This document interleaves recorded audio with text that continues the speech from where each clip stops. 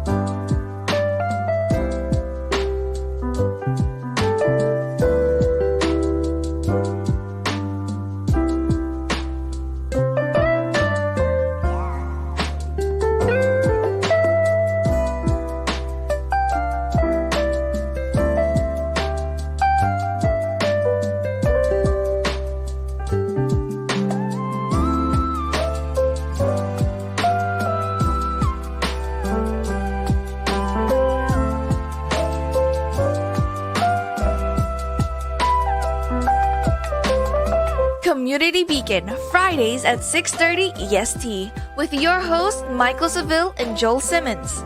A channel whose focus is liberty. A place where the lessons discussed and taught will create openings to a more open and freer mindset. A mindset where you may reach the height of your potential and excel. Here are your hosts, Mike and Joel. What's going on? What's going on? Another day. Another way, brother. Yeah, it What is. is going on, people? It is Community Beacon. We are live. We are with you. It's Friday. It's 6:30. We appreciate you for tuning in. If you're tuning in, it's actually 6:12. If you're tuning in live, so we're a little bit early. And of course, I'm Mike Seville, your real estate guide here in Northern Palm Beach County.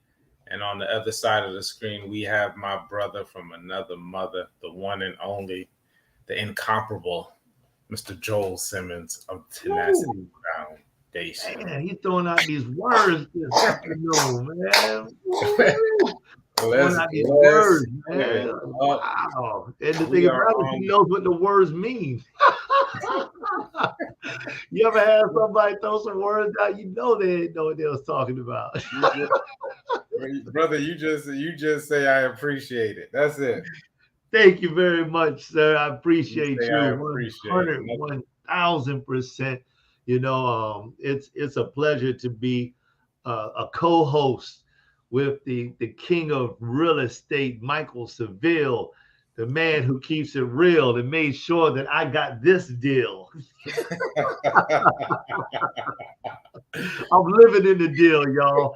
I'm living in it, so I appreciate it. Absolutely, man. I actually I took some photos from the house. Like I think it was the second floor, looking at the lake view that you have back there. You got a view of the lake, and I was like, man, I was like, oh, this is Joe's house. This is where I got this camera footage. I had just got this thing.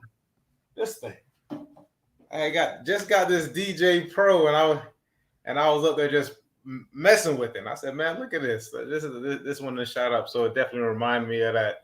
And man, I was excited about putting you in that property, man. And man, I know you all are enjoying it. You all have done some major upgrades in there. From what I saw, it looks beautiful. Uh, I'm, Appreciate go- it. I, I'm going to give that credit to the one and only Kathy Simmons. I know she had she had her hand in that. So let's let's give a shout out to D Kathy Simmons. Man, it's Father's Day. You're missing out on all of the housekeeping. It's okay because it's Father's Day weekend. So for that, I wanted a reminder. It snuck up on us as Father's Day often does. Last year we had a whole month dedicated to fathers. This year, like I said, it snuck up on me personally. I couldn't believe it's this Sunday. But yeah, man, shouts out to all the fathers out there doing the fatherly thing in their children's lives. Heck, hey, if you even got if you even got your child here. How about that? Let's appreciate the fact that the child is here, regardless of what is going on, all different circumstances. I certainly appreciate each and every father that's out there that's doing their thing, and everything that they put in. It does not go unnoticed. I go, you know what? To be honest with you, I go out of my way to salute a father when I see him. If I know he's a father and I see him out with his child or whatever the case may be, I definitely go out of my way to check in on them, because the fathers need to get checked in on too, which leads to another thing. It's also Men's Mental Health Month. Apparently, this is what Beethoven told me. So it's Men's Mental Health Month. Guys, you got to take care of you. Oh, I'm looking at the light like it's the camera. Guys, you have to take care of yourself. You have to take care of yourself. At least check in.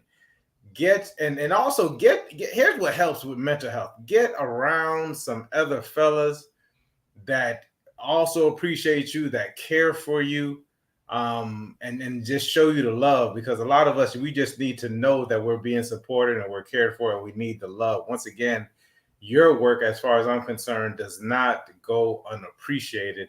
You make the steps, and you to make it go around. You keep our kids safe. You're an important role in your child's life. So appreciate all the fathers. So can we get a round of applause for the fathers? I know you got the button on there. Round of applause for all the fathers out there. We just want to make it very clear that we love you.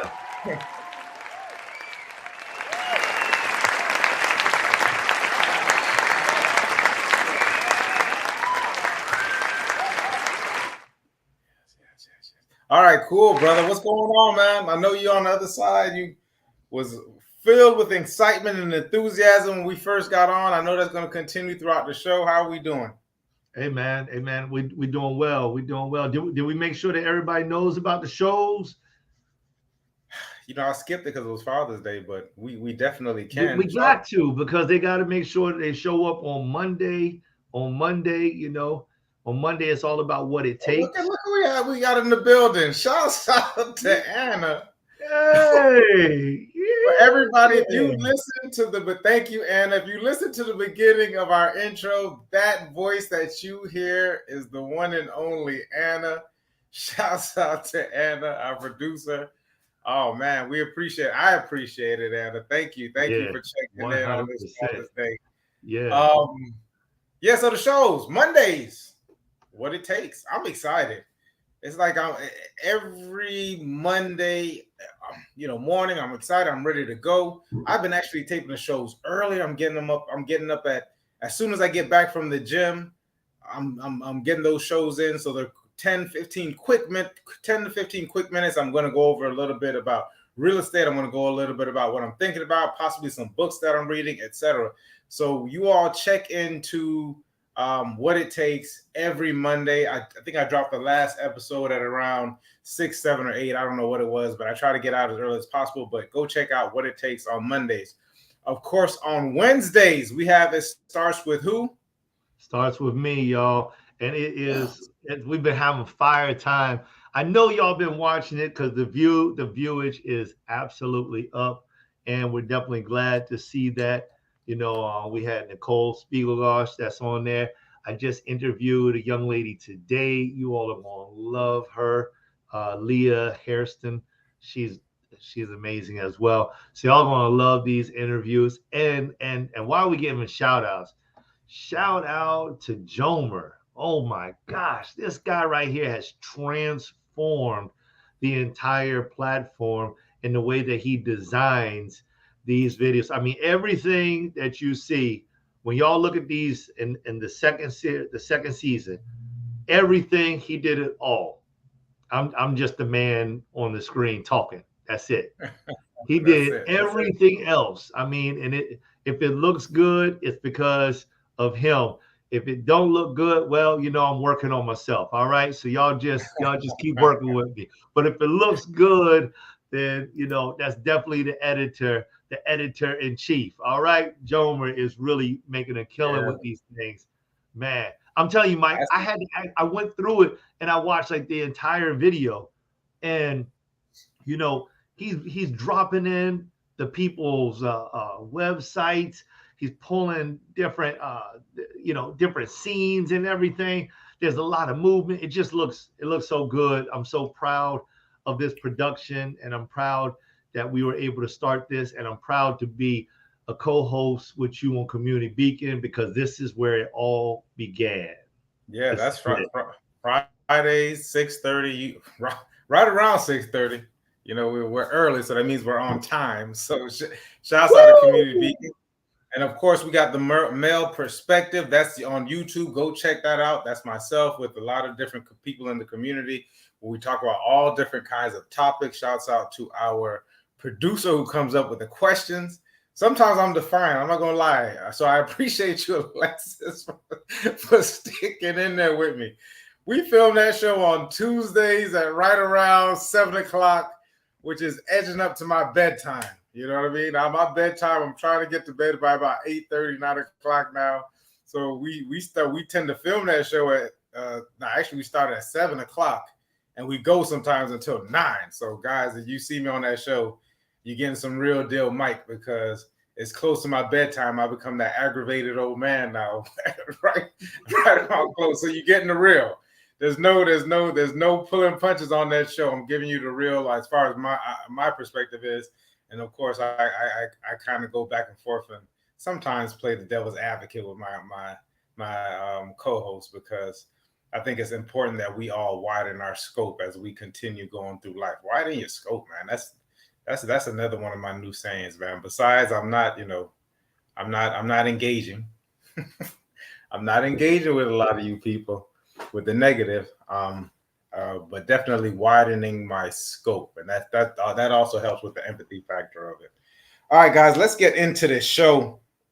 And as we go through this show, I'm going to keep Father's Day. Shouts out to Anna again. We appreciate you, Anna. I see that message that you just wrote. Shouts out to Anna. We got a bunch of messages. That's Joe put it. Okay, cool. I'm keeping Father's Day in mind throughout this entire episode as we go on, brother. So I'm saying that right now. The conversation that you sent over to me was like, why we do what we do, and can we do more? That's interesting, because I'm listening to some to the first thing you said to me as we jumped on this stream. So talk to me about that, brother. What's going on that side? Yeah, so this was interesting, Mike. This was real interesting, because faced with the little perplexing situation and scenarios that's just going through my life and everything else, as we're looking at the accumulation of many things happening at one time. And it's like, well, what do you do when your dream is so big? Do you pale and fail and fall back? Or do you just continue to, ride into the sunlight as they do in the old Westerns, And the thing about it is like, well, you keep riding, right? I mean, that's what the winners do. That's what in old Westerns, the hero always rides into the sunset, and it looks good while he's riding into the sunset. But if they ever make a part 2, you realize that he just rode into another situation, and he's got to ride into another sunset. And so I was in the middle of this whole thought process of sorts. And, my chairman, my spiritual chairman, he sent me a message out. And when he sent out this message, it had this song on it. And this song just touched my heart, man. And it just reminded me of all of the sacrifice and all of the what I've been suffering through in order to make things happen, in order to accomplish my dream, and what it takes. I started to think about it, and I started to think about how much sometimes it hurts. And when I thought about it, it triggered me. I had tears rolling down my face, and I got the music pumped up so high as I'm riding down 45th Street, pulling over to the Wawa. And as I'm doing that, like, I almost wanted to almost feel sorry for myself, or feel bad, or feel frustrated, or feel sad. And all of a sudden it just hit me. God, I thank God for this opportunity right now. And I just started just thanking the Lord. And before you knew it, man, these tears that was coming down my face, it was so much pain. It was just like, boom, chains broke, man. And I just started laughing in my tears. And I just started laughing and laughing and laughing and laughing. And before you know it, hey, my God, whoo, I feel it right now. You see what I'm saying? I was like, wow, and I know that that's a different mind. That's a different mind. That's something different. It's perseverance. I don't know. Talk to me. Talk to me, Goose. Oh man, I think that's awesome. I think as human beings, while we're in the being, or actually it's more so while we're doing, we have certain thoughts like that. Like, at times it gets like, what is this for? What's going on? And even when you read into in the Bible, we talk about Ecclesiastes 1, we talk about, he talks about vanities, everything is vanities. We're going, from dust we come, from dust we return. So what exactly are we doing? I think that's when, and we spoke about this on other episodes, when we really have to get clear on it, because when you have lack of clarity, we're gonna have those times more often, because you don't know exactly what it's for, especially if you have lack of clarity on your values in regards to how and exactly how your values line up. Like, what are your priorities? Because if we don't know that, we easily get off track. You mentioned the second part about it was that, okay, so what turned it around? And I love that you mentioned this, was the gratitude part. It's about walking around with that attitude of gratitude, because, and when we named this on the show last year, we spoke about some of the pillars, some about the foundational things that we need to have, values that we need to have. One of those values, just to keep your sanity, is the gratitude. Because as men that we are, and the vision that we're looking at, and when you think about it, nothing's promised to us. So we may not necessarily be here to see the fruition of it, the manifestation of it, because we're only here for a season. We would love to live 120, 150 years to see our great grands. We have it. I know, brother, you have the intentionality of living to be 100. Was it 130? Is it 131, brother? 130. I was close, right? So we have the intentionality to do that, and we still have to understand that it's not our way. You know what I mean? Like, ultimately it's left up. We ask of it though, right? Because if you don't ask, you won't receive. Like, you got to ask, and you got to seek these different things.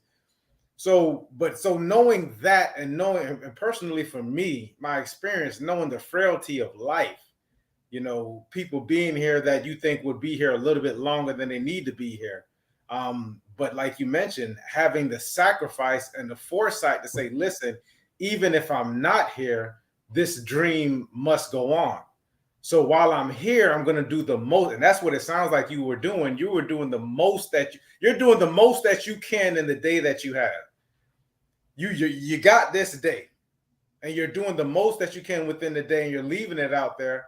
And the clarity is going to be stronger than the willpower. The clarity is going to be stronger than the discipline, because if you understand where you're going, and we speak about this, Habakkuk, what is it? What verse is it? Write it down and make it plain. Oh, yeah, Habakkuk. Oh, yeah. Man, we haven't gone to Habakkuk in a little minute now. Yeah, that was almost 3.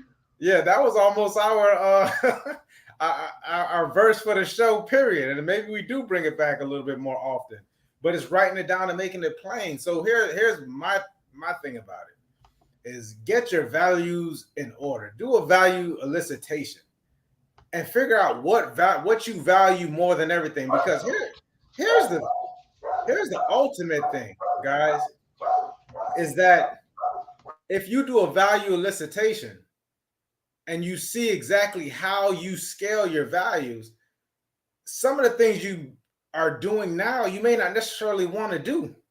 You may value your family and connection and time over certain money and certain things, or certain rewards that you think that that you're looking at that other people have, that you think that you want. You may not want it, and you don't know that yet because you don't have it, but you may get it and be like, oh man, because there's a lot of people who are on private jets that have a lot of regrets. Ooh, quote me on that one.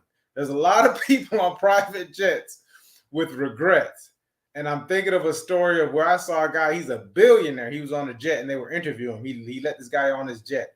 And one of the things that, and you could see the regret in his eyes, was about the woman that he lost, his wife, his first wife, on the way to getting to the money where he's at now.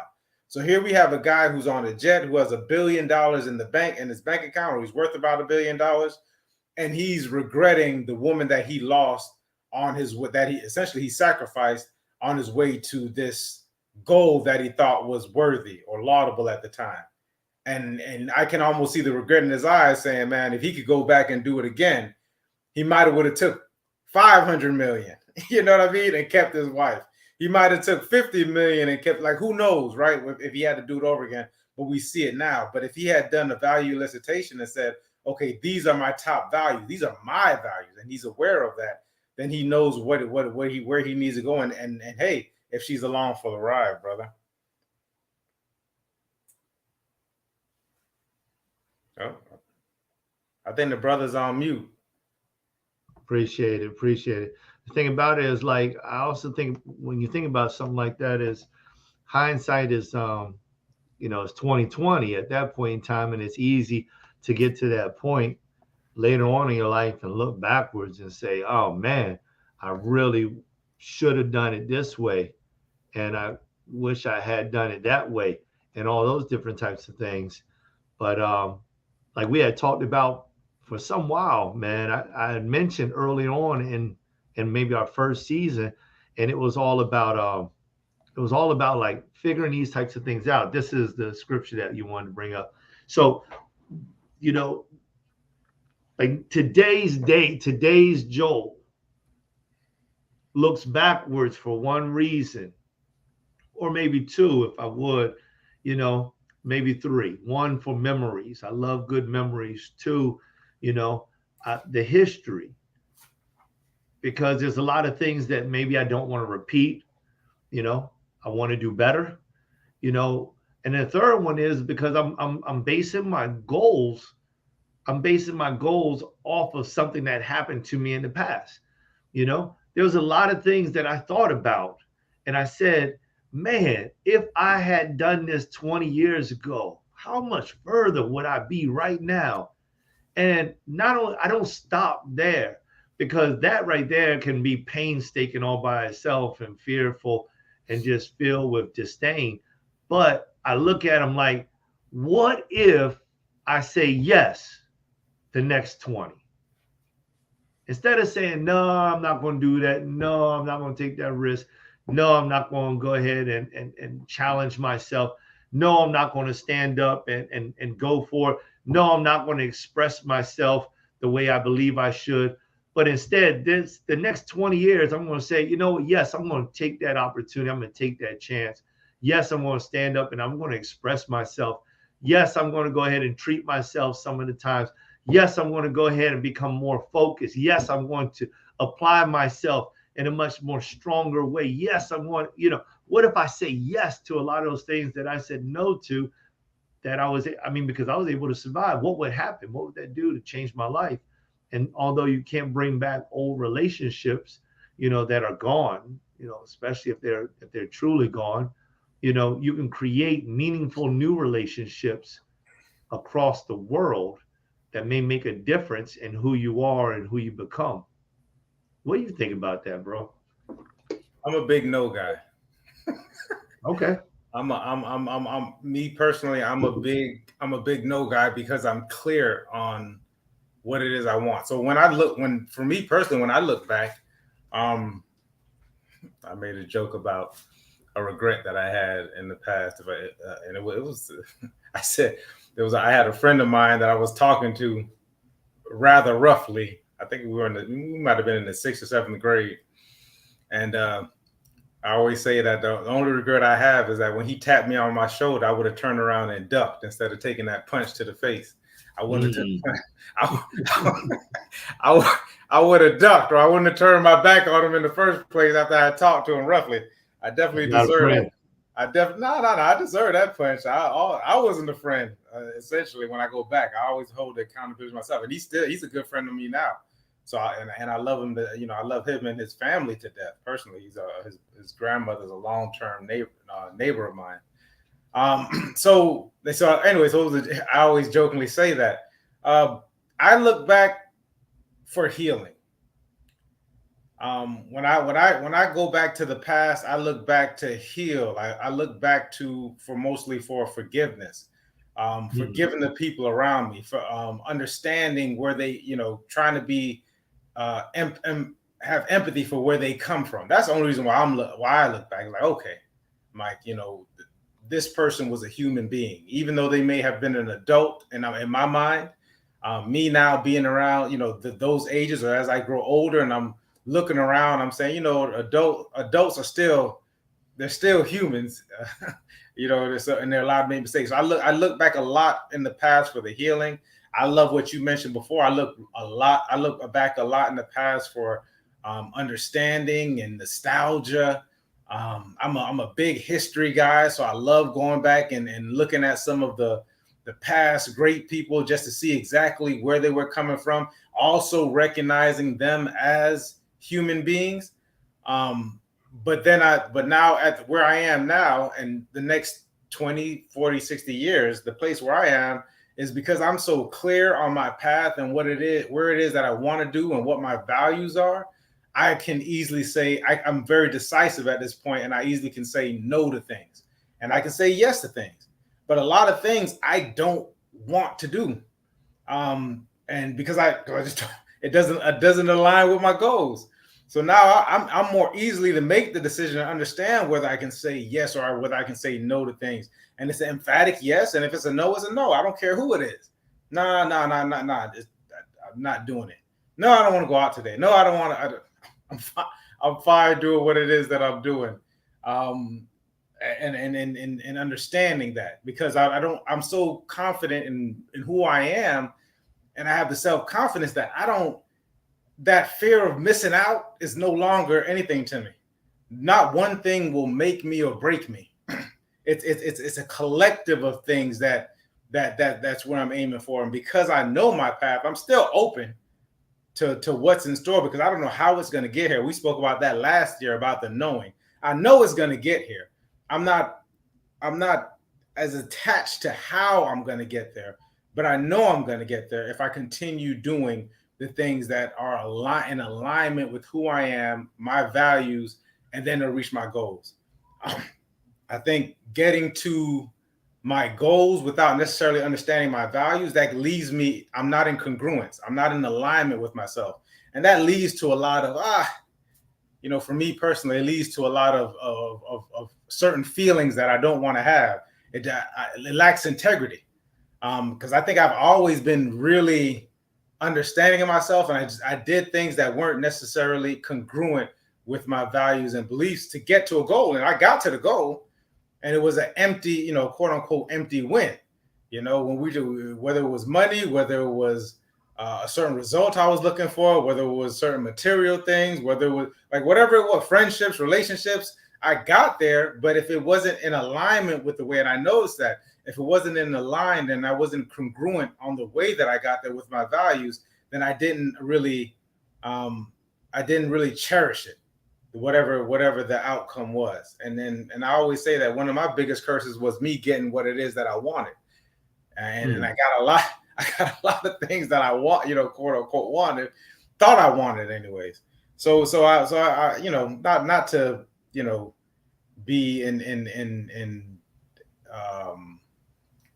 out of alignment with you or whatnot in regards to your yes, because I know everyone's at their different stages in life. But I think once we get aligned with those values and those goals, then it just makes it that much sweeter. The next question we have, because we said, why do we do what we do?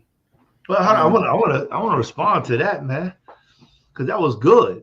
That was good, and like what I got out of that was just, it just goes to show you how, as a man, We're all on on our own tracks, you know. And that's one thing that I love that, especially now, you know, being in the type of understanding that I'm at, you know, because you can't just blindly follow somebody else's lead.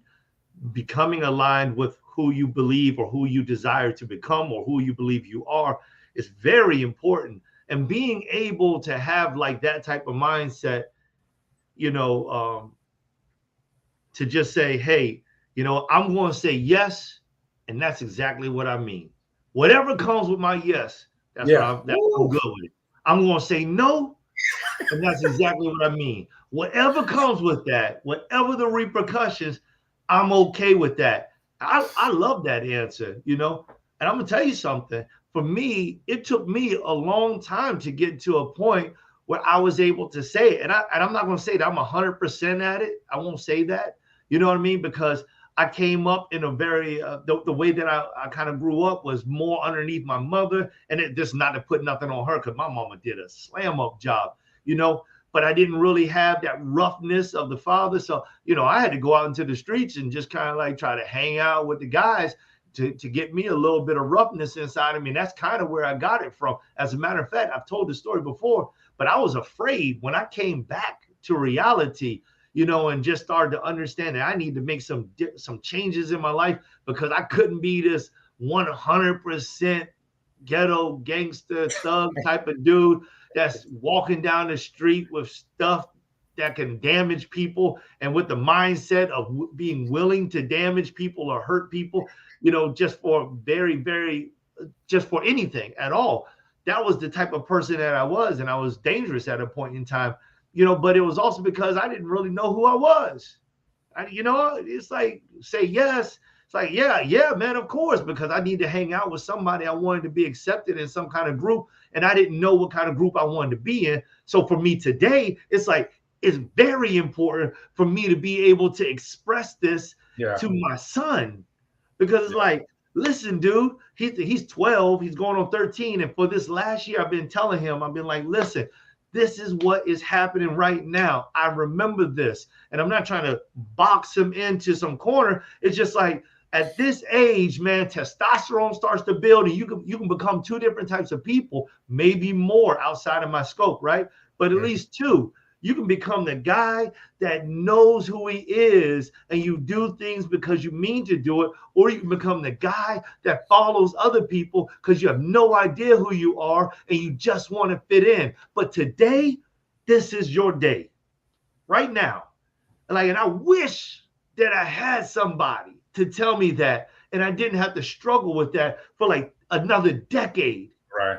I wish that would have happened, because it would have saved me heartache and pain, and it would have made my decisions so much easier. Because even now, every so often, I'll get a decision and I'll double think it, and I'll say, nah, man, just go. Shut up, Joe. Go. And I just do it. You know, let's talk about that too, because that goes back to what I was saying as well. Because I actually when we talk to our young us, and we're blessed to have, you know, shouts out happy Father's Day, everyone. Shouts out to all the fathers out there.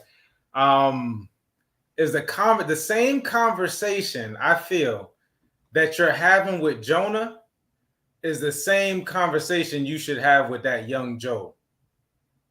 That same conversation, and go back and have that same empathy and that compassion for that young Joe.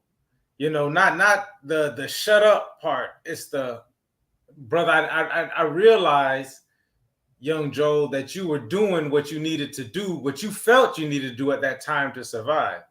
Because what ends up happening is, for a lot of us, is that we're in a constant battle with this younger guy that did nothing wrong. If you go back and look at it, like, he just, you know, that Joel and a younger Mike, you know, a young Mike, when I go back and see that young Mike, and I'm like, boy, I used to be like, boy, you did some stupid stuff. Boy, thank God for prayer and luck, or whatever it was that was going on, because you put yourself in some precarious situations. This is my chance to go back and have a conversation with that guy And if I have that conversation with that guy, the same way I'm going to have that conversation with Elijah, because Elijah's 13, and I see it. I see some of the things that I did in him because he's at that age, like you mentioned, where it's like, you know, everyone is doing this, and the only person who's probably telling me, you know, something else is my father. My father is the one who's saying, you know, you need to be your own person. You need to kind of go in that move and et cetera, et cetera. So just having that conversation, because what we don't want to do, and I'm seeing it too, brother. I'm seeing it with a lot of men that are, you know, I'm not gonna say twice my age, but they're definitely 20 times my senior, where they're still fighting with a younger them, with some mistakes that they possibly made in their 20s or you know, early 20s, late teens. I just think we have to have that same compassion. I know you might be the most compassionate and empathetic person that I know personally. With the way that you care, you care and support for me, and that's that same thing for that young Joe. Like, hey. Well, I mean, you know, I'm a living example of somebody who does that for himself. You know, and that's why I can lean on. Man, I lean on my old self all the time. You know what I mean? That I do that because, like, I'm gonna tell you something, Mike. I mean, you know this. I mean, if y'all want to know a little bit about my breaking point, you know, in my most recent years, check out It Starts With Me episode 1. Check out It Starts With Me episode 1. I put a lot on the line on that day, you know, and there's still a lot that I held back because I had developed so much, but I did put a bunch on the line. But like what you're saying is so true. You gotta, you know, whether you phrase it as go back and talk with your younger self, or it's, you know, settle your debt, you know, and that's what I found that I had to do in order to get beyond that day. I had to settle my debt, you know, because my debt was so heavy and so high that it began to bleed into the other generations. My debt began to fall on the shoulders of my children, of my wife, of my community. And you know what? This is the thing about debt, is like when you're in the middle of debt, you don't realize how bad it is. You don't even understand it when you're asking everybody else for loans, how bad it is, until all of a sudden something is taken from you. That's when you realize it, and it's got to be something close, you know. It's not like, oh, they repossessing my cell phone, you know. Sometimes it's not even they repossessing my home, you know. Sometimes it's not repossession of my car. Sometimes it's when you know, somebody could be homeless, you know, without any food, and they look down at their child and they realize they can't feed their kid, and it's been 5 days, and they wake up. I don't know. Everybody's different. I know what mine was when my debt was, when the debt collector hit me. He hit me in the chin and he got me. I know what mine was, you know, and that's why I exposed it. But when I did that, man, 6 months is what I went through, you know, and there's no way that I can explain what I went through during those 6 months to anybody, because it's just too close. It was so overwhelming. But now I can talk to you about any bit and piece of it because I did my time. Daddy McCullough used to say, man, he said, if you can't do the time, don't do the crime. He would always say that. He would say, if you can't do the time, don't do the crime. But we don't understand, well, what is the crime? What is the crime? Well, when you self-sabotage yourself, when you neglect to care for yourself, when you neglect to love yourself, when you neglect to put yourself first, you know, not saying you should treat anybody else any lesser, but when you neglect yourself. Even the scripture teaches us that when we marry our wife, you know, as a man, you marry your wife, you're supposed to treat your wife as yourself. So if you treat your wife bad, you're probably doing something to yourself. You should check that. It's not a selfish act to care for yourself. No. Is a you learn that what happens oftentimes is that we don't often. This might be the Father's Day episode because this is definitely for the brothers. I've been saying this for a while. Is that we often put our worth in what it is that our resources and what we can give. Now, I'm not saying you're not supposed to do for your family and do for yourself, et cetera, but you can't put your worth in that. Your worth is intrinsically. You are worthy. Okay. Woo! So I think we come from so oftentimes we get so caught up in what it is that we're given, the car. I'm gonna tell you right now, like the brother just spoke about, sometimes it might be better to give up that car. It might be better to give up even the house. It might be better to give up the house rather than give up you, right? Because what happens is you stay in a place of shame and guilt. If you guys will go back several episodes, I often talk about the state of consciousness chart. Shame and guilt is below anger. Shame and guilt is at the bottom of the state of consciousness. It's at the bottom. Shame, guilt, apathy. That's at the bottom. When you're not talking, when you're not saying nothing, you just out here trying to give. This is that giving from an empty cup. You're ashamed because I can't provide the way that I think I need to provide. That's a worthiness thing because I need to. It's mostly materialistic, right? The guilt of I'm not a man or man up. I had a nice little conversation about someone telling people to man up. This man up thing. That's not the case. This is you needing to be selfish and having this worth, and in the sense of just having this self-worth, not condescendingly, not I'm a man, so I'm better than a woman. It doesn't come from that. It's just like I'm worthy of all of these things because I'm here. Have you ever seen have you had a baby, gentlemen, and y'all thought the baby wasn't worth nothing when it first came out of the womb, or when you first saw your child, like your child ain't worthy to eat. It needs to earn a reason to eat. It needs to earn a reason to be safe, to feel safe, or it needs to earn a reason to be touched. No. So you gotta treat yourself in that same kind of way. This is some powerful stuff. And if we can start from there, like a lot of these other things will start to take care of themselves. Once you start building your worth on you just intrinsically knowing, that's going back to the knowing part, not believing. You intrinsically knowing that you are worthy of all of these things. Man, wow, what an interesting conversation, man. But I love it.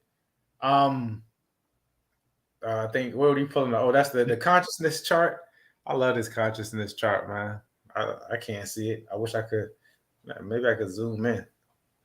But yeah, so if you look at this consciousness chart, you see, look. Oh man, you zooming in too much, brother. I can see it now. My eyes. So if you just go down, because essentially you want to get all the way up there to acceptance, and willingness is when you're in your power. Courage is beautiful too. But look at where anger is above. What we got? Grief, fear, desire. Actually, mine has apathy underneath there as well. So but similar stuff. There's another line right here too. It says apathy right there, but it's not on this one right here. Okay, no worries. It's all good. So if you all get a chance, and I implore a lot of you all just to get that chart and print it out, so you can kind of see where exactly it is that you are. And what we want to do is we want to do things, and this is where the action comes in. We want to start taking action to start to get us up through this chart and be in that state of being, like raise it. But I've noticed that I've seen a lot of people in that I can't. What is that? Is that grief? All is down there? Grief right here. Yep. But what's below grief? Apathy. And what's below apathy? Okay, it's cut off. Okay, so at the bottom is shame. There's shame. There's guilt. That's at the bottom. And then you have apathy, and then you have grief. Look how interesting it is. And I always thought that anger would have been at the bottom, but it's better for you to be in anger than for you to be in, and because anger makes you do. Anger makes you take action. When you start to get angry, like man, I'm sick and tired of where it is that I am right now. It's just something I know I can do better. I'm just not going to be in this place anymore. And then you start to get the pride. I think oftentimes I would say Jamaican Caribbean fathers, they live in that pride section, that pride and anger. They kind of go between it. Shouts out to my father. Happy Father's Day, Dad. My pops, he's in Jamaica. I get definitely excited. Happy Father's Day, Dad. Yeah. I'm sending Elijah down there so he can get the full exposure. He loves his grandfather, so that'll be good for them. He called him and said, "When you sending my grandson?" I said he'll be down there in July. He's on the way. Yeah. Maybe I could send Jonah with him. Well, and side note, anybody else son turn into a chef in the middle of the night? Because I wake up in the morning and I see dishes that were in the sink that weren't there. I mean, this man turned into a full chef. I think he's cooking all kinds of meals like at 2-3 o'clock in the morning before I get up. But yeah, so and I'm ready to get out because it's summertime and he's eating me out of house at home. He's hungry while he's eating. He's like, what's next? So shouts out to the young man that made me a father. So guys, man, this worthiness, we got to stay on top of that. It's very important. Getting back to what we were talking about originally, why we do what we do, and can we do more? That's an interesting thing. I think I got my thoughts on the word more. The word Let's more. talk, man. I want to hear it. Keep talking. And the word better. The word more more and better. And better. Because oftentimes it comes with it's almost like a comparison. So can I do more? Can you do more compared to what? Like, what are you comparing yourself to? So I think when we use these different mores and these betters, we need to be specific on what exactly does that mean. Now, perhaps we can say, can I do more than I did yesterday?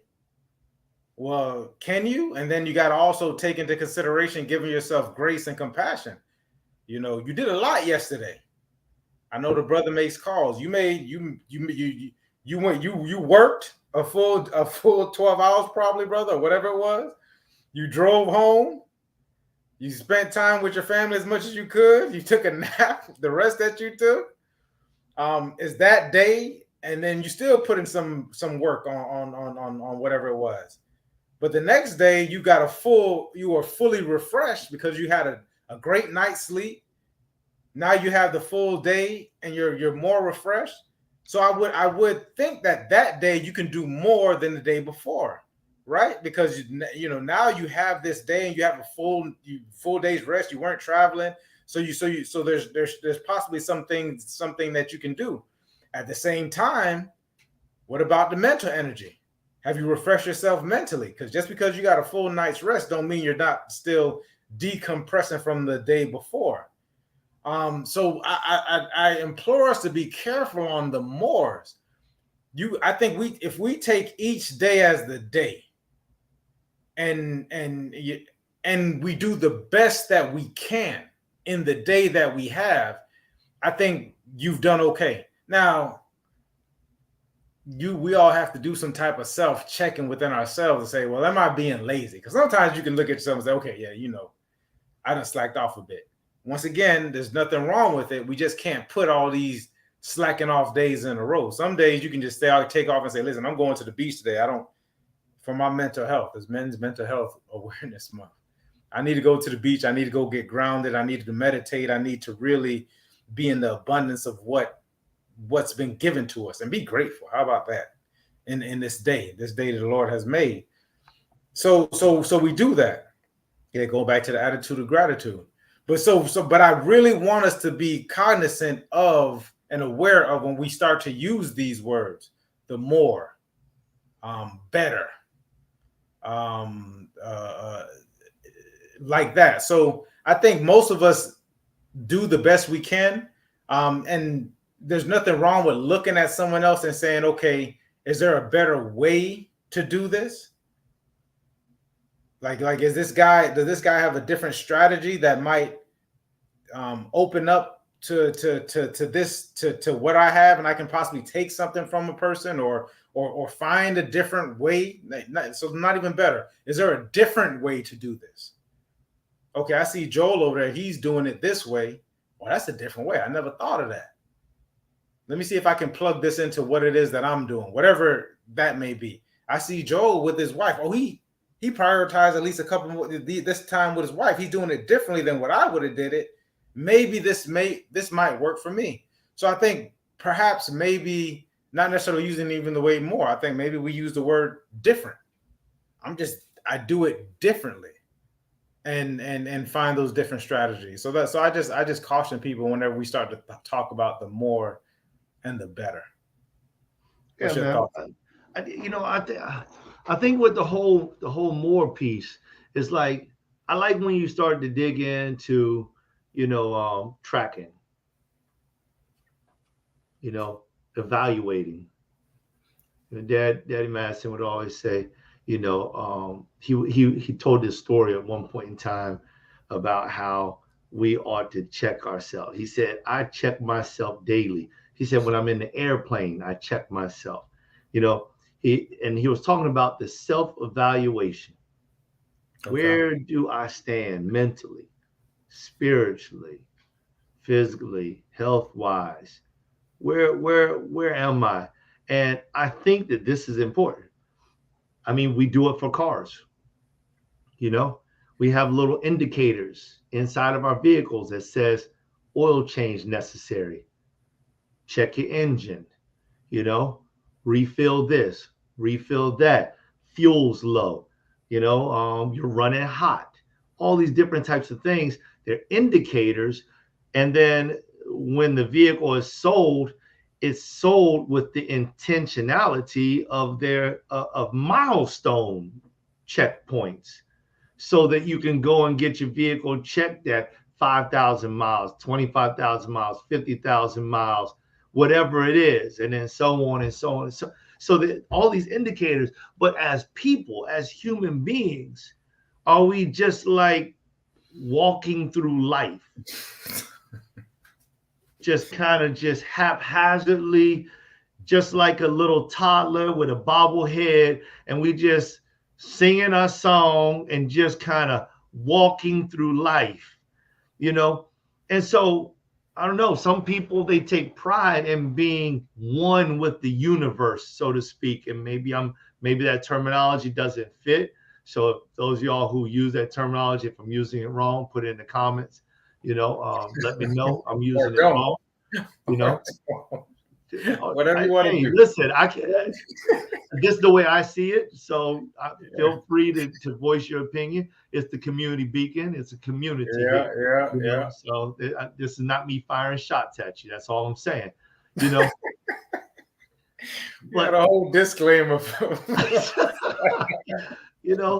And so like when you think about more, it's like, I love using Kobe Bryant as an example, and maybe everybody doesn't want to be the Kobe Bryant of whatever it is. Maybe you don't want to be the Kobe. Maybe you don't want to be the Kobe Bryant of fatherhood. Maybe you don't want to be that. Maybe you don't want to be that. But when I look at more, it's like, in my mind, did I leave it all on the field? Did I really pursue my fatherhood to the utmost? Like, I got a text message. I was sitting down with my son, and I got a text message, and I think about this, because there was some movie, there was a commercial where I think it was a rapper was inside of his house, and I don't remember what the commercial was, but he had the cell phone the whole time, and the little boy said, "Hey, Dad," and he's like, "One moment, click, click, click," and then they sat down to eat. He was like, "Hey, Dad," and he was like, "One moment, click, click, click." And then at the end of the commercial, he put it down. He was like, "Hey, son." And his son had created his own little cell phone and made it. And his son said, "One moment, click, click, click." And it's like, did you have to think about those things when you're checking yourself. There's nothing wrong if you miss that service, one day. I think you just said that a little while ago.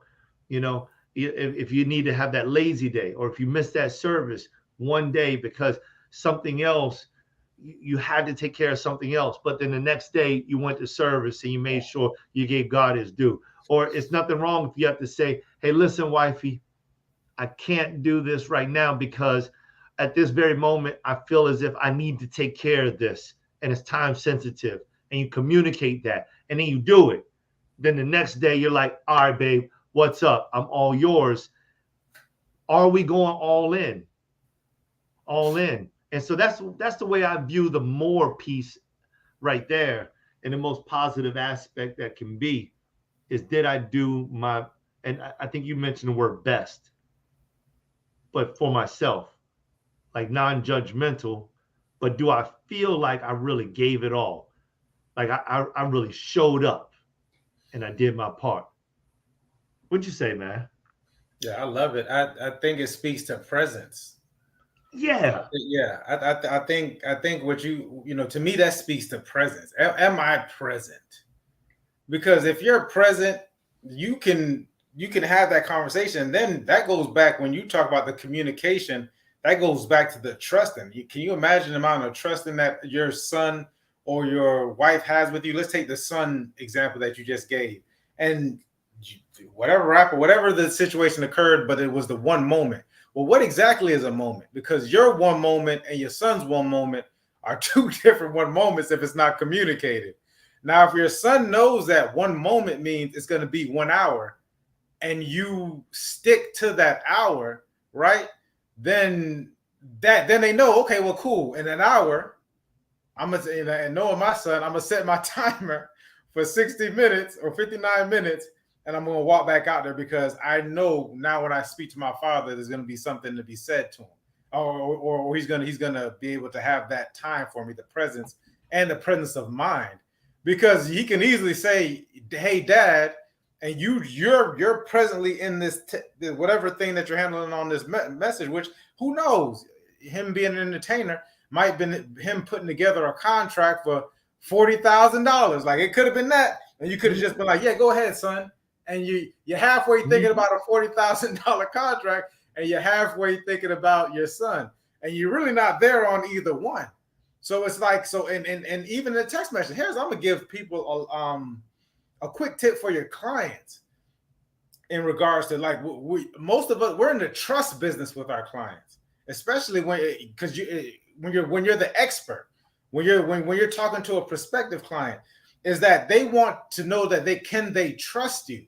A lot of people talk about this know you, like you. It's not know you, like, it's can they trust you? Because there's a lot of people that people don't necessarily like. Lawyers, for instance. there's some lawyers that I don't personally like, but I trust them to get the job done. Sometimes just your accountant. You may not necessarily like your accountant during tax time, but you would want to trust your accountant to make sure that he's getting everything that and if they can elicit that. So we're in the trust business, and this is coming from Chris Voss, and I totally agree with him. On all around, I'm on the trust business with my son. So if I tell him something, he needs to trust that that's going to happen, and he will understand that moment. That comes from the communication. Listen, I don't know when I'm going to be done with this thing that I'm dealing right here, because this has to do with this. The same example is $40,000 contract. But in an hour, I'm going to check back with me, or in 30 minutes, come check back with me, and then you address it as such. Probably the same thing with your significant other. Hey, listen, we spoke about this a couple weeks ago. I'm not ready to have this conversation right now, but give me 2 hours, and then we can have this conversation, or we can take a moment, or we definitely going out Friday night. So just make sure you don't have any plans, because Friday night, that's going to be us time. We're going to be able to do that. And here with yourself, this is where you got to instill that trust in yourself when you tell yourself something that you're going to do, because now here we go. When we start talking about, I think that's when you have to start checking yourself more. But it's like, do I trust myself to do what it is that I say I'm going to do? I'm going to go to the gym. I'm going to start going to the gym in the morning. I don't care what it is, and when I get there, I'm going to make the decision of whether or not, or how hard I'm not going to work out. But once you get there and you start doing that more and more, you start to put trust in yourself. That's when it becomes a belief, and then after the belief, it comes to a knowing, and then it becomes when it hits that knowing, like we spoke about last week. Then you're in your being. So now you are this thing. But if one day you showing up and the next day you're not showing up for yourself, then you're always going to be caught up in this place of I don't know. Yeah, I don't believe. Just like everybody else outside, he's going to be like, I don't know about Mike. I don't trust Mike to get this thing done. I don't know if Mike is going to read the contract. I don't know if Mike is going to get back to me and I'm going to lose out on this bid for this house. I don't know if Mike is not going to return the calls to the other agent in order to make sure that he's negotiating the best deal for me. I don't know what Michael's doing when I'm not around. Here's for you real estate agents. This is what some of your clients think. Some of your clients are thinking, like, because you haven't shown them the trust, is that they think that when you're not around, that you're just out to get them. Oh, he just want to close. He or she just want to hurry up and close this deal. They don't have my best, and now they're second guessing you, and now it's almost like you're dragging people along. Where does that come from? It comes from not establishing the trust from the beginning. They trust you. They sign the paperwork so they have some kind of trust in you, but some kind of way you lose your trust. Okay, so how do we, and along to this, how do we start to build up this trust? We need to start setting these expectations for these people or ourselves. You got to set expectations. Yeah. You got to set expectations for yourself and set expectations for the people. My dad said he's going to get back to me in an hour. He's going to call me at 2:00. I'm going to call my dad. So now when I'm in a whole heap of trouble and I don't know how to get out of this situation, my friends are telling me to go one way and this is going that way. Let me call my dad. Let me call. You don't get down to the police station if something happened. I'm thinking about all these kids that get down and they put themselves in a worse predicament than they already is. Call my father. You know, my father. I trust him to get down here and represent my best interest. Same thing with your wife. This is some people feel like they're not protected. You're not protected because they don't trust you to be protected. When they call you and it's an emergency, they trust you to get down there. I know for a fact that Kathy knows that when she called Joel and she needs him, he's going to be there because she trusts that. Hey, that's my husband. He's going to be there for me. Let me put something out there on that too, because this is Father. We're talking about Father's Day. Especially for men. You might be having some issues inside of your relationship and stuff like that. Let me tell you something, man. I had some trouble with that. I had some trouble, because I would get, Mike's told me that I've been more Jamaican than him sometimes. I mean, he just said I work so much. Listen, I'm not putting those words inside of his mouth. These are things that I've been told over a decade and a half. One of the hardest working men out there, for sure. Absolutely. I see this man sleep standing up. We're in the middle of a conversation. He wakes up. You're like, brother, what kind of sleep? He should have put some stock in. Narcolepsy. I'm not going to subscribe to that. I think it was Red Bull at the time. It was whatever it was something he should have had stock in it because he was drinking that like it was like he had to. His body was moving. But I feel like I opened up Pandora's box here. Let me move on right now. I remember that, brother. I forgot everything. I did say that. I remember that. I remember it today. Yeah.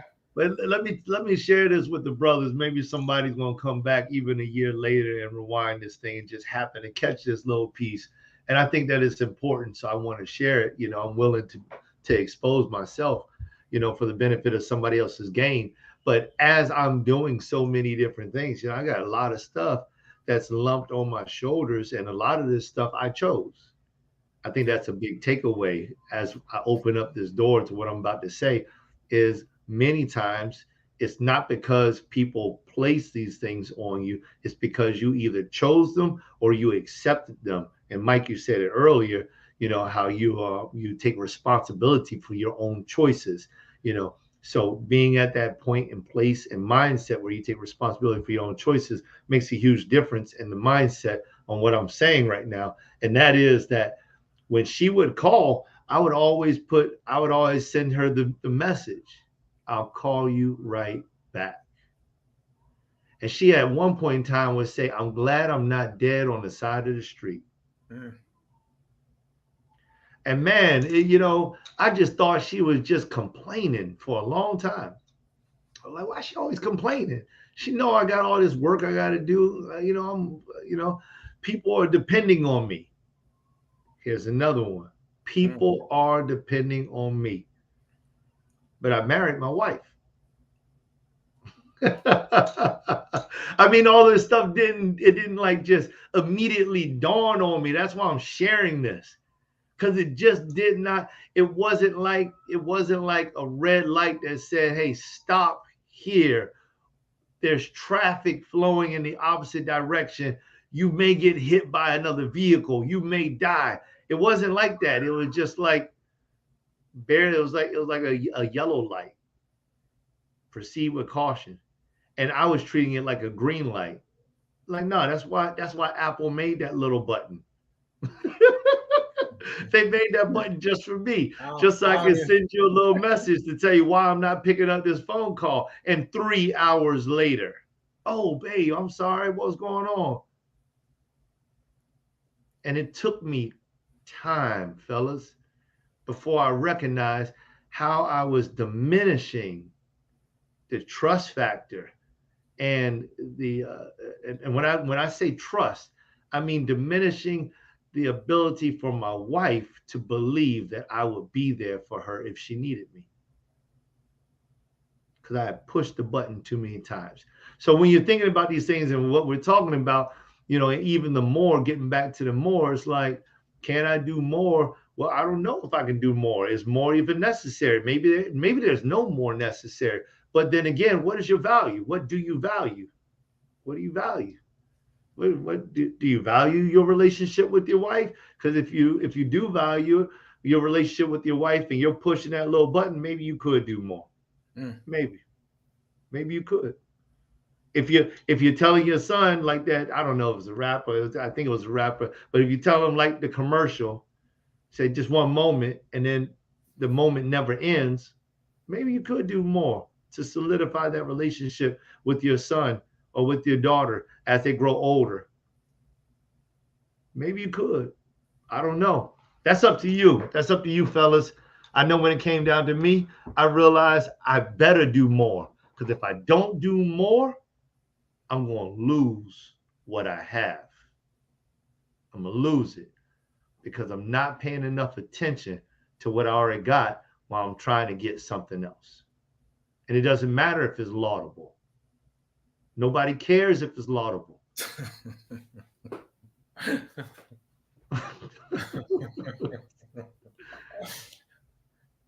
It's laudable to you, but God bless you. I think this has been time well spent. I'm gonna leave it on that note because I think that's a powerful way to finish this conversation. There's a lot to unpack from it. I know. There's a lot for me to unpack from it. But other than that, man, fathers, happy Father's. I saw the screen up on the screen shortly a while ago. Happy Father's Day. Stay blessed. We appreciate you. We appreciate you. I guess this is the day. I'm not a huge celebrating people kind of day thing. No, you're not. Yeah. I'm not huge on when people say you gotta celebrate me, but I appreciate you, and that to me that's a lot. That means a lot. I appreciate all the fathers for what it is that we're doing. Keep going. I've said it once. I've said it plenty of times on the show. In the culture that we are, it is so easy for us to dismiss fathers, specifically Black fathers. It's so easy to dismiss Black fathers. It's so easy for us to throw them away. I already saw my first Father's Day hate post on Facebook today. Someone said, I hope my father has the worst Father's Day ever. And I just sat down and I had to pray for that person because I'm going to tell you something, people. If you hate your father, you're hating a part of yourself. So that's something that we all got to rectify. Take it from me. I'm telling you, you want to rectify that situation. Not for him, but for yourself. But other than that, man, fathers, you are worthy. We appreciate you all. We know that you all are doing. I just saw Oprah say that Black fathers are the most. She found the stats as well that are the most engaged and the most active in their children's lives here in America.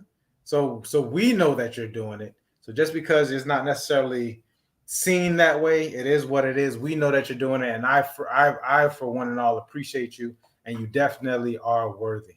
What about you, brother? Any last parting words? I love it, man. Happy Father's Day to you all. Mike, happy Father's Day to you. Beethoven, Big B, happy Father's Day. Lou Morodo, happy Father's Day. Brothers. Yeah. To all the boys, to the golf family. We love you. All right, man. Guys, till next time. Any questions, comments, man, put it in the post, man. Shout it. Give us a happy Father's Day or something. We appreciate you all each and every time. Other than that, peace. We will see you next week, man. Be safe.